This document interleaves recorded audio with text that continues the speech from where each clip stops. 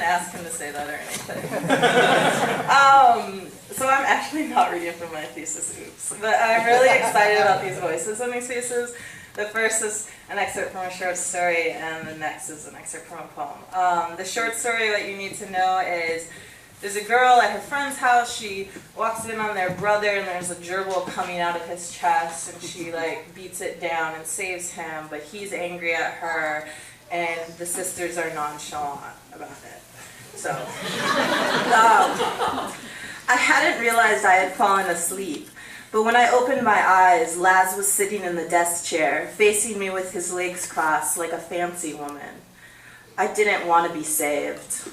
Well, you should have put a note on your door then. At that point, Laz took off his shirt, stuck his hand in his purple chest wound, and left it there. It took me a moment, but I realized he was threatening me. I stared at him in the eyes so I didn't get sick from the scene below his neck. I stared and I didn't move. Then I got tired. Maybe the temporal extension of the scene got me down or made the threat less viable or less likely at least. I don't know, but I slumped my shoulders and looked at the floor. You can't love one of my sisters more than the other. I looked back up quickly, thought is this creep actually going to start a conversation with me? I was about to lie down, but thought the better of it. I knew I'd never have another good night's sleep if I was lying on a bed when Laz pulled out his heart. I just scooched over toward the window and looked at a tree. You wasted your gift on me.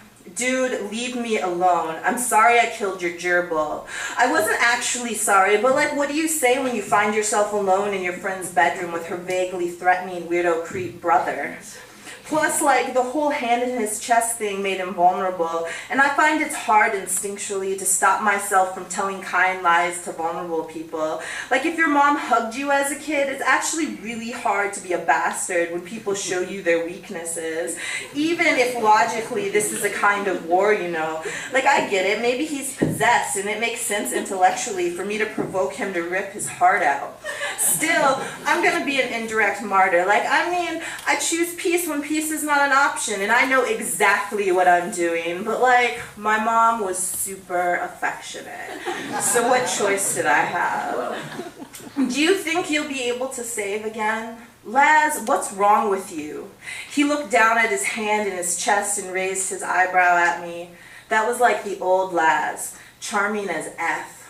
I laughed despite the corpse-like quality of the scene, his ashy skin purpling against the pale pink wallpaper and neon green duvet behind him, still and drained of natural color.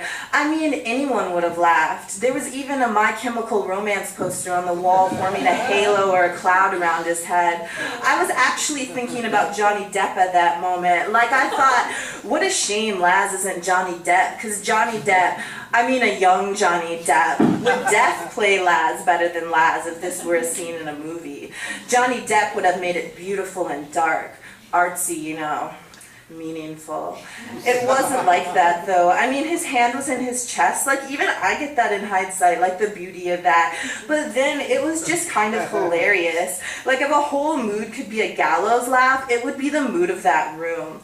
I could hear the humor all around us, in me even.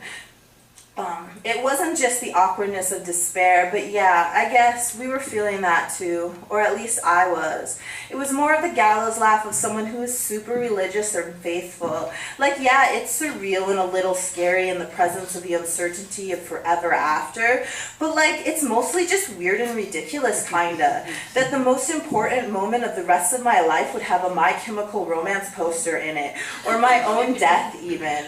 Whatever, it was funny. Okay,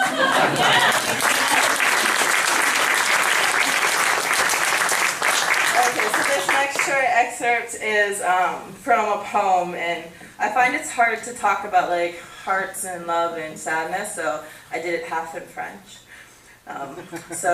Mais, This is more of a story of a hat than a heart. Je me couvre avec un tissu résistant au soleil. Il y a sadness capricot. Je comble le temps, a fractured space one sits and breaks for hours. La différence entre la séance et la rupture est minuscule, comme un galet dans tes cheveux. Cette pensée is not unlike something an old person would say after they capture you at a bus stop. When did you start believing? There is a box of music avec porte française. Ils sont une rénovation. You needed doors that swing, parce que tu as an open body. Et tu femme? No, no, no, no, no, no, no. This is just for fun. Thank you. Yeah.